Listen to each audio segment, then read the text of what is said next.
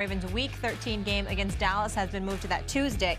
Running backs J.K. Dobbins and Mark Ingram are eligible to play Wednesday, but 13 Ravens players, including Lamar Jackson, will remain on the COVID list, a source telling our Adam Schefter. On that note, we bring in our quarterback, Dan Orlovsky of NFL Live fame and Get Up and many other programs. Dan, good to see you. Max, you're up first, though. What impact is this going to have on the season? First of all, it must be windy where Dan is. Dan, you outside somewhere? Yeah. What's going on with this? I was thinking about that myself, man. Yeah, I was thinking the jacket. What's up with that, Dan Orlovsky? I purposely didn't wear a tie. I didn't wear a tie on purpose just so I didn't have to go on national television and get embarrassed by another grown man having me to tell me having to fix it.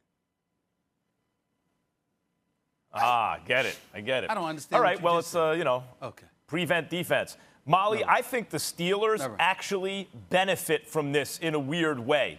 I think that look, this is an undefeated team, and it's not their fault. It's like, hey, we're heading into Week 13 now. Why do they have 10 wins? But it's an undefeated team very late in the season, and they don't have the respect that they're due, really. People still don't believe in them.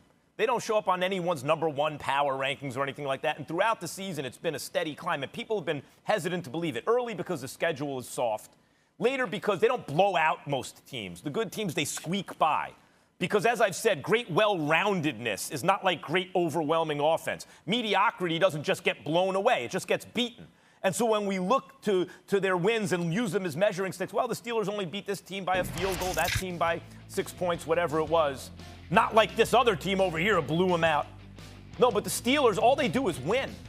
And I don't care how internally motivated you are. Guys, why is Tom Brady last year tweeting something basically at me saying Cliff and showing the miles per hour on the radar gun for the football? Like, what does he care about what I say, right? He's internally motivated. Why did Derek Jeter on the 98 Yankees, greatest team ever, say after they won the World Series, no one thought we could do it, when actually everyone thought they were going to do it? Because I don't care how internally motivated an athlete is, they're constantly looking for extra motivation, external motivation, right? The Pittsburgh Steelers are going to use this now. A team that didn't fall into traps in trap games anyway, a team coached by Mike Tomlin that takes every opponent seriously, nevertheless is going to be even more intense for the rest of this season. Because for the second time, well, it's more than 2 times, but it's with 2 different teams, the Titans and the Ravens, probably the 2 toughest teams on their schedule so far, right? They have to postpone things. They have to move things around. Whether or not it's medically the responsible things to do, they're going to think, and they've said, we're getting jobbed here. So they don't get enough respect. Then they feel like they're getting jobbed by happenstance or by the league or by their arch rivals, the Ravens. It doesn't have to be perfectly rational. It just has to be the way they feel. I believe they're going to use this as motivation. I think we're going to see the best version of the Steelers, partly as a result of this from here on out. I think they just got even more dangerous. I think you're reaching. I don't think that whatever you're seeing from the Steelers, I don't think it's going to be because of what has transpired here. And Dan, by the way, I do like the jacket. It's just that the zipper threw me off because it's over your right shoulder. But that's neither here nor there. I'll get back to that later, some other time. Thank you. Here's the bottom line with the Steelers. Everybody walked into this season knowing that change was going to take place. Like, it wasn't the September, if you remember the September 11th attacks in 2001, obviously the Super Bowl, ultimately the date was moved back or what have you, if I remember correctly, and they really haven't had postponements to their schedule since that time. We understand how sticklers the NFL is in terms of keeping things on schedule. But they came into the season knowing that changes were imminent. Week 4 with the Tennessee Titans, the multitude of things that they had to do with the New England Patriots because of the number of folks that ended up testing positive.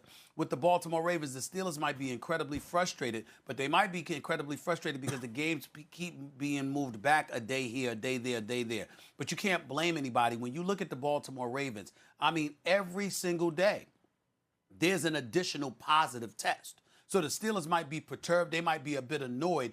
But in the end, ultimately, what you have to reach the conclusion of is that, again, we're going through a global pandemic.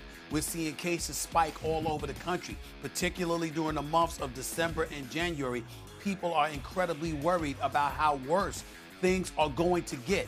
And the NFL hasn't been able to escape that reality. They already canceled the Pro Bowl okay? You know they anticipate the possibility of having to move the Super Bowl back. They know that that stadium is going to be, Raymond James Stadium, whatever it is in Tampa Bay, is going to be available.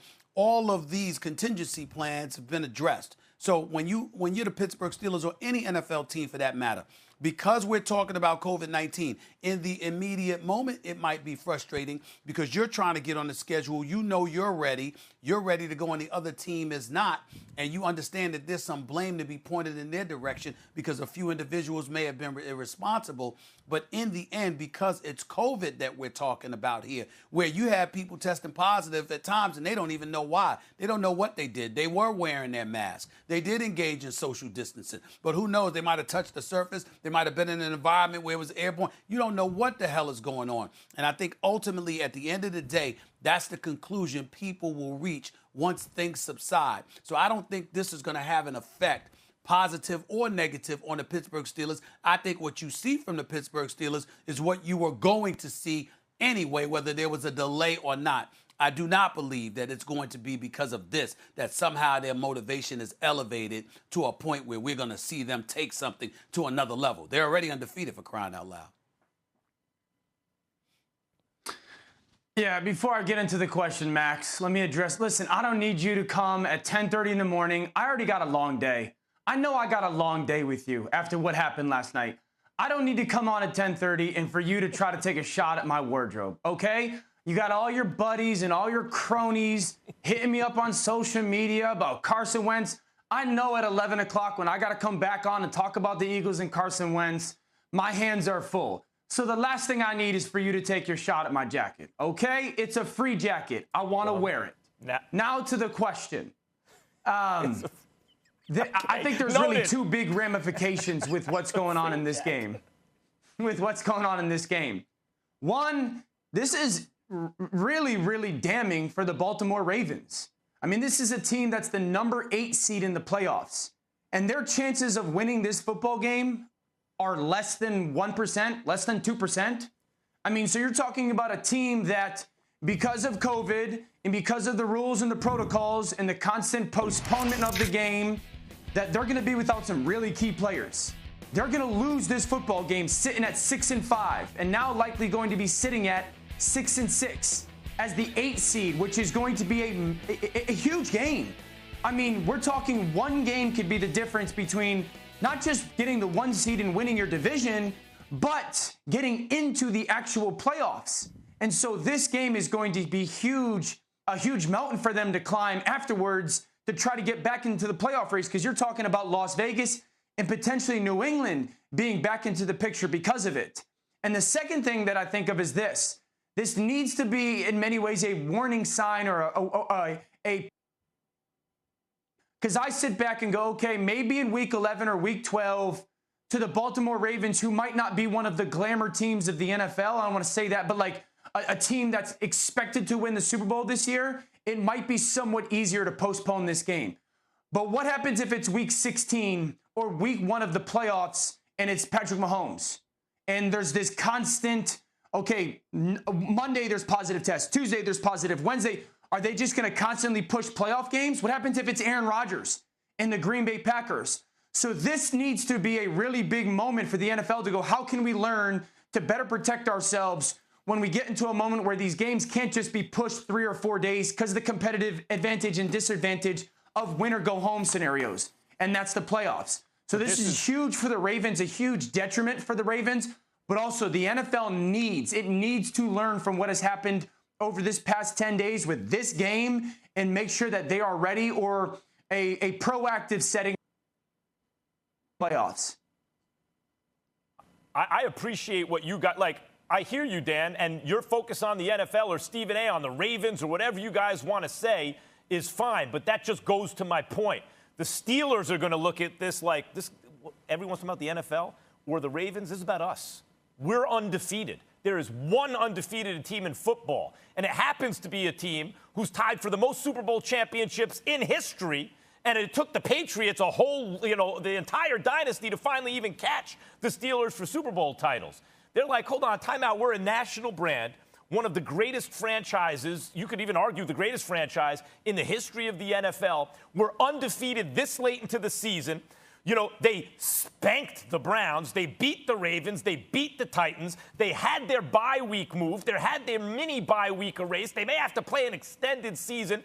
They didn't do anything wrong, right? They didn't, nothing that they did or nothing that happened to them that extended any of this. They're going to be sitting there with a giant chip on their shoulder. I think it motivates